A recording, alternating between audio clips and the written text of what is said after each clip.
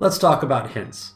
If you're watching this, you've probably heard about the path count hints in Triforce Blitz. And maybe you're watching this because you have no idea what it means.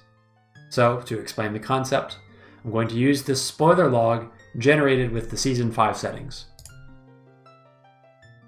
If you scroll down to the Goal Locations section, you'll see a bunch of paths to each medallion reward boss, as well as all of the items that are on the path to that boss. An item is listed in the path. It means that, according to the seeds logic, it is required in order to defeat the boss.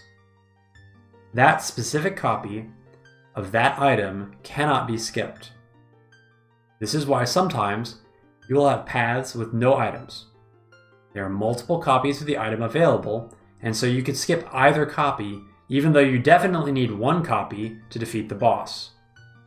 In the spoiler log here, you'll notice that there's only 4 paths listed for 5 medallions, so one is missing. The missing path is the path to King Dodongo, and it's empty because there are multiple copies of the bomb bag that are available in this seed, so any specific copy could have been skipped. If you've played earlier seasons of OOT Randomizer, this is the same concept as Way of the Hero. So, what does this have to do with path count? Well, path count is simply the number of items on each path.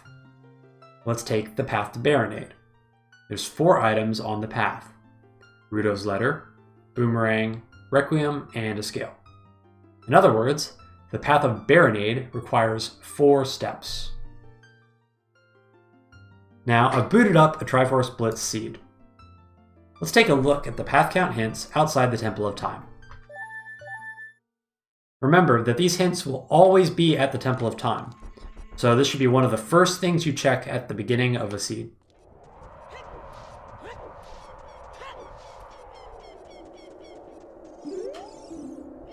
Path of Power requires 2 steps. Our Path of Wisdom requires 9 steps. And the Path of Courage requires 1 step. These numbers can give us a general idea of how difficult each Triforce piece might be to find. In my experience, any path with around 5 steps is pretty easy. Around 10 steps is average, and anything above 15 might be worth skipping because of the time limit. But where do these numbers actually come from? Without playing any further, let's switch over to the spoiler log for this seed. The Triforce of Power in this seed is in the bottom of the well in the coffin room, and the path count was 2 as we just saw. You can see that there are 2 items on the Path of Power in the spoiler log as well: Zelda's Lullaby and the Song of Storms. The numbers match up. The path count hint at the Temple of Time matches the total number of items on the path. Next, we have the Path of Wisdom. The Triforce piece of Wisdom is in GTG, and it logically requires Song of Time. Now here's where things get fun. You can access this Triforce piece by collecting 2 keys in GTG and going through the maze. But because a small key is also locked behind Song of Time, according to the seeds logic, you need to get Song of Time. This logic quirk adds a whole ton of logically required items that can be bypassed in practice.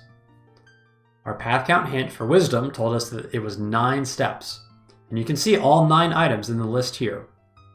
But remember that path count doesn't always tell you the whole story. If you are careful and bypass the seed's logic at opportune moments, you might be able to reap huge rewards. Finally, Triforce of Courage is also in GTG in the Stelvos room to the left of the entrance. Note that even though both pieces were in the same dungeon, the path counts to reach the 2 pieces were very different. One of the major challenges of Triforce Blitz is that Triforce pieces can be on any check inside any dungeon. Certain checks and dungeons might require fewer items than others. In Triforce Blitz, you can't only think about the bosses.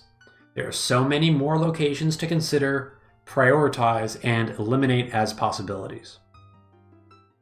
Can you follow the chain of items that will lead you to your destination and make all the numbers add up perfectly?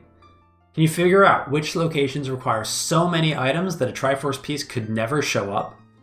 These questions are what make Triforce Blitz so challenging and so fun. If you've watched to this point and you're feeling uncertain about the path count hints, I encourage you to roll a seed and go through the same process that we did in this video.